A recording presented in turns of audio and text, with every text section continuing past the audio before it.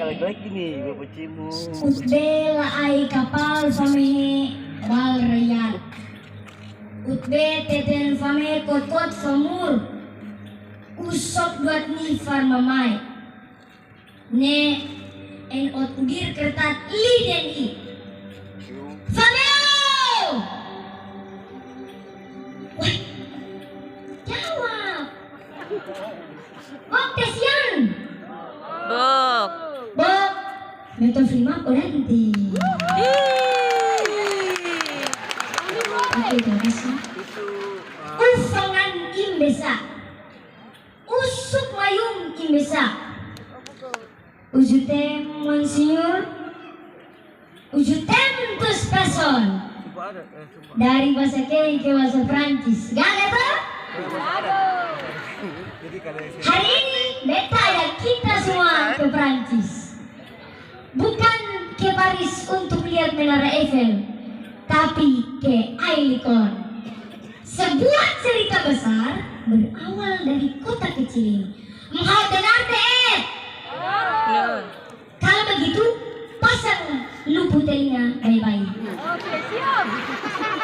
Dahulu di Ailikon ada dua orang gagal. Satu Louis Marta yang gagal jadi pastor karena tidak tahu bahasa Latin. Satu lagi Maria Azilgeha, dia gagal jadi biarawati karena dia punya ijazah bermasalah. Meskipun gagal, mereka berdua tidak putus asa. Louis menjadi seorang pembuat jam, sedangkan Maria Azilgeha menjadi seorang sulam renda untuk pakaian. Tahu toh?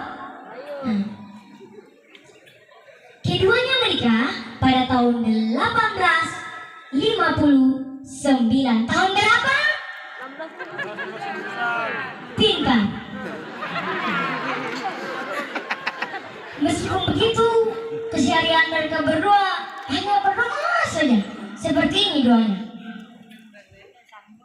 Oh Tuhan, berilah kami banyak anak. Anak-anak itu akan kami persembahkan kehadirat-Mu. Tuhan kasih mereka 9 anak. Bukan main. 5 diantaranya itu masuk suster. Dan putri paling bungsu mereka, Maria Vesquat Teret Marta, yang lebih dikenal sebagai Santa. Santa Teresa dari kanak-kanak Yesus. Pelindung Stasi.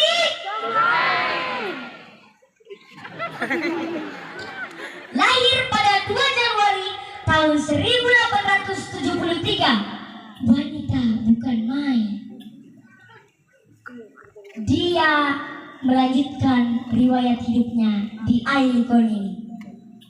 Setelah ibunya Maria Azilgeha tutup usia, ayah mereka Louis membawa Teresia dan adik-adiknya pergi ke Lisieux, salah satu kota terkenal di Prancis. Di situ ada satu biara Karmelit yang dimana itu sangat terkenal. Kakak Pauline masuk suster. Tahu Kakak Pauline? Oh, tidak tahu. Dia ini pengganti ibu kandung dari Teresia kecil saat itu. Dia sudah masuk suster. Teresia kecewa berat. Aduh, saya punya kakak masuk suster, ibu saya sudah meninggal. Aduh, dia terlalu sedih sampai dia jatuh sakit. Sebulan terbaring sakit, belum ada dokter yang bilang, Pak, ini kayaknya sakit yang tidak bisa disembuhkan.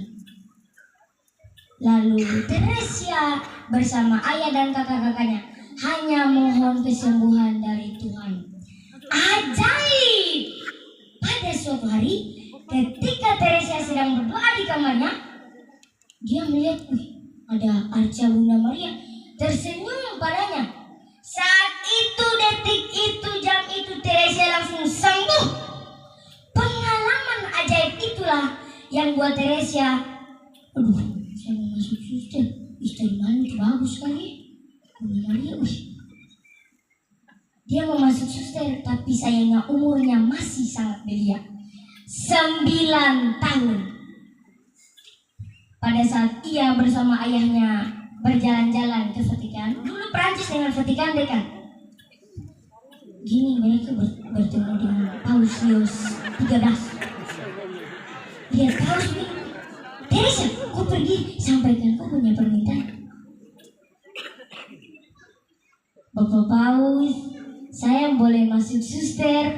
Paus 13 menjawab, aduh, kamu masih terlalu kecil, kamu belum bisa. Oh iya Bapak Pastor, terima kasih. Teresia pulang kembali dengan ayahnya dengan rasa kecewa, berlapis marah, berlapis sedih. Berlapis-lapis sih. Jadi setelah mereka berdua pulang, itu Teresia belum diizinkan masuk suster. Tapi ada tapinya. Kabar gembira datang padanya pada umur yang ke-15 tahun. Yang ke-berapa tahun? 15. Saya dengar dari tadi suara mulai kecil-kecil. Pada umur itu dia didedikasikan oleh Paus Pius yang ke-13 untuk masuk suster. Ya, saat itu dia baru umur 15 tahun dan tahu kesan. Dia masuk tiara itu, dia suster tercantik. Termuda sepanjang sejarah Katolik di dunia. Kemudian saya mau kasih tahu nih, di dalam biara Karmelit itu Teresia punya hidup sangat sederhana. Ada 3 hal yang tidak menonjol darinya, tapi banyak orang yang melihat.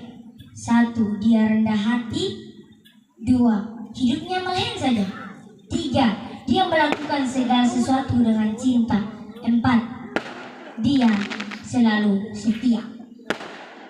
Ya, jadi dengan cara itu dia selalu melakukan segala sesuatu dengan penuh cinta. Nah, dia melakukan segala sesuatu dengan cinta. Cinta kepada Tuhan, cinta kepada dirinya, cinta kepada teman-temannya, dan cinta pada pekerjaannya. Dengan cara itu dia selalu berbahagia. Rasa bahagia itulah yang selalu memancar dari dalam dirinya. Dengan cara wajahnya itu selalu senyum dan bersinar. Wow, tepuk tangan dulu.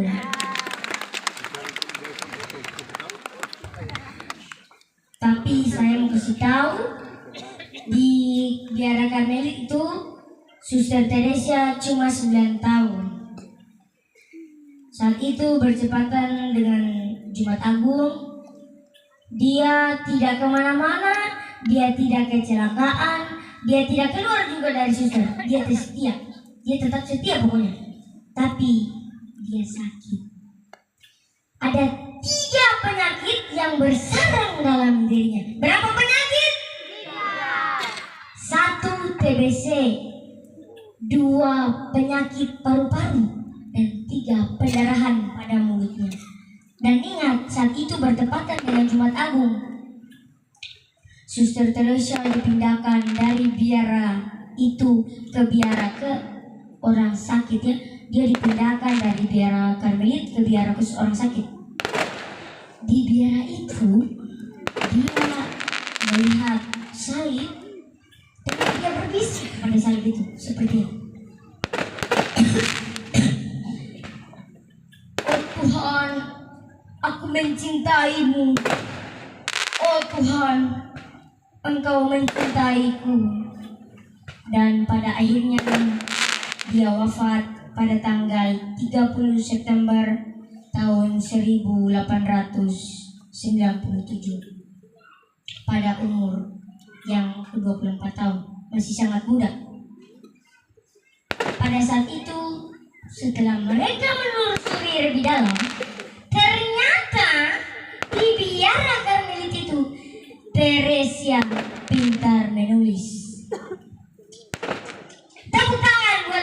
Teresia sudah rendah hati, cantik, termuda, pintar menulis. Wah, kesukaan saya itu. Dan ternyata Teresia memiliki banyak sekali gelar. Dia memiliki beberapa karir dalam hidupnya. Dia mencetak beberapa buku yang diterbitkan, yaitu Kisah Sebuah Jiwa, Sebuah Percakapan Terakhir, Puisi Santa Teresia, dan juga Doa Santa Teresia. Dia memiliki banyak gelar: pelindung HIV, pelindung penerbang, pelindung toko bunga, pelindung Prancis tentu saja, serta pelindung Rusia, dan pelindung gereja Santa Teresia Tasik. Somlai. Kamu punya gereja, kamu harus tahu.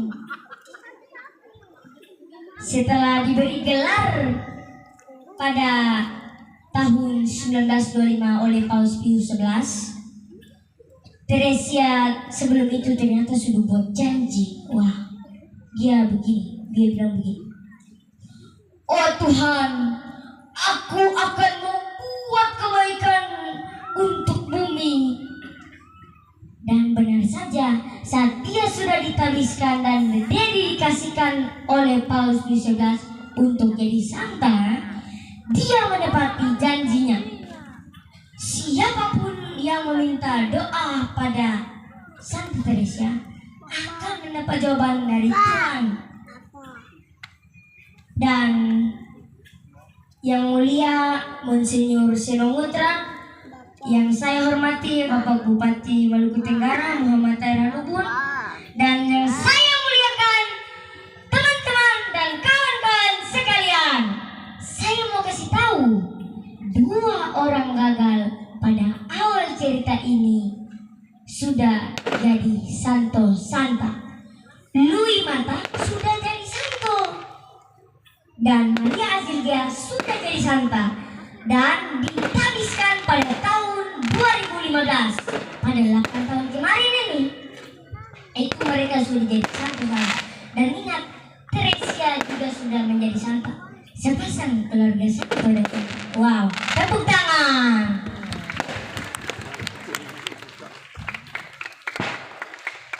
Santa Teresia dari kanak-kanak Yesus, doakanlah kami. Bila ngomong, Santa Teresia dari kanak-kanak Yesus, doakanlah kami. Santa Teresia dari kanak-kanak Yesus, doakanlah kami. Amin. Serit en orok dan he, ulil ulewang imbesa. Shalom. Tuhan memberkati kita semua.